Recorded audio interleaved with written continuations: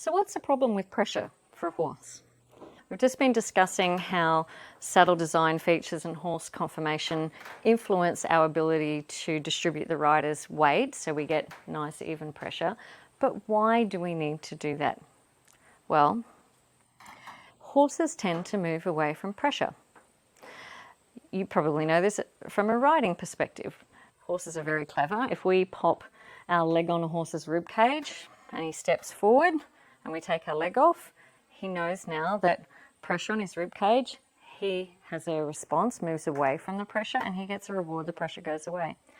The unfortunate part for a horse, horses don't necessarily differentiate between the pressure that they're getting from a rider down through a saddle or pressure that they're getting from the saddle. They just want to move away from pressure, especially if that pressure is increasing enough that it's causing pain to the horse.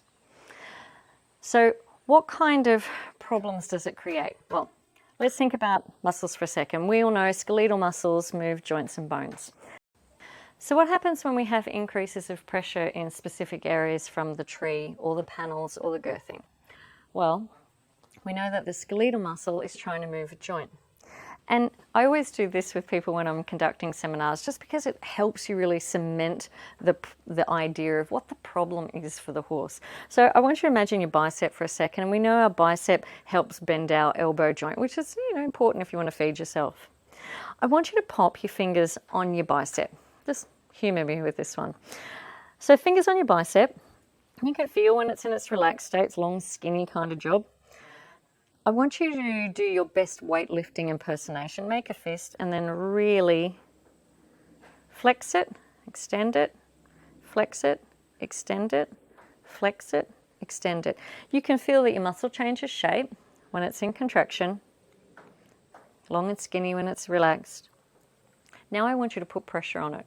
Now the pressure that we can put on with our fingers is nowhere near the pressure that we're putting down through that tree, that rigid tree, onto the horse's back muscles with 60, 70, 80, 100 kilos sitting on top of that. That's an extreme amount of pressure.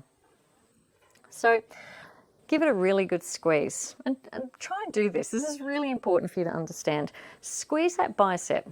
You can already start to feel, just by squeezing it, some of the things that are happening. My fingers are starting to tingle. You can already see that there's blood pooling in my fingers. So I'm starting to restrict blood flow to the muscle and blood flow to the rest of the joint. So we've got reduced oxygen. If I'm actually moving this joint as well, we start to get lactic acid buildup. So all of those problems start to occur.